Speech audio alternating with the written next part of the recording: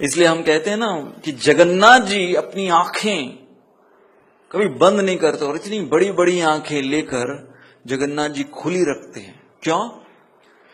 क्योंकि वो देखते रहते हैं जब भी मेरा भक्त मेरे लिए कोई थोड़ी सी भक्ति या मेरी सेवा करता है तो कहीं मेरी दृष्टि से वो छूट ना जाए, उसकी सेवा कहीं छूट ना जाए, इसलिए जगन्नाथ जी की आंखें हर समय खुली रहती। और उसी प्रकार से ठीक विपरीत इस भौतिक संसार में जो दोष दृष्टि रखते हैं वो भी जगन्नाथ जी की तरह बड़ी बड़ी आंखें फाड़ कर देखते रहते हैं, कोई गलती कब कर रहा है, कहां कर रहा है। तो उनकी आंखें जगन्नाथ जी की आंखें की तरह नहीं बताई गई है, उनकी आंखें बताई गई है मेंढक की आंखों की तरह। आपने मेंढक की आंखें देखी है, बाहर निकली हुई होती हैं, प्रोट्रूडिंग, बड़ी बड़ी होती है।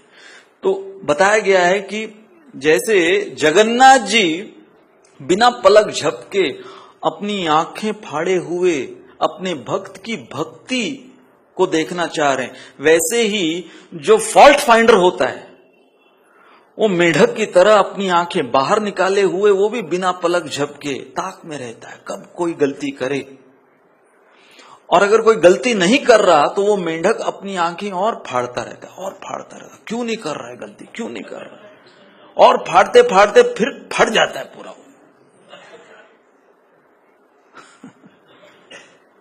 और वैसे ही रंगनाथ जी दक्षिण भारत में, उनकी आंखें मूंदी हुई हैं, तो उन्होंने अपनी आंखें मूंद रखी हैं कि वो जानते हैं कि ये जो मेरे भक्त हैं इस भौतिक संसार में ये लड़खड़ाते हुए भक्ति कर रहे हैं। लड़खड़ाते हुए भक्ति करना मतलब गिरना, उठना, फिर गिरना, गलतियां करना, ये वो, सो जाना जब के समय, लेक्चर के समय।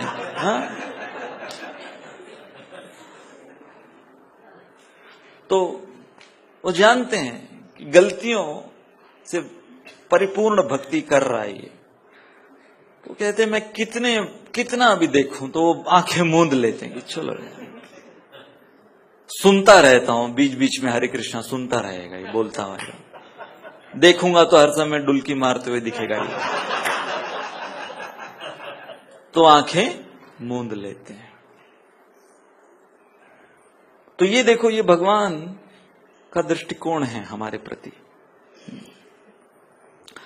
तो इसका गलत फायदा नहीं उठाना चाहिए कि चलो भाई अभी भगवान तो आंखें मूंदे हुए हैं तो मैं तो फिर बिस्तर पे जाता हूं।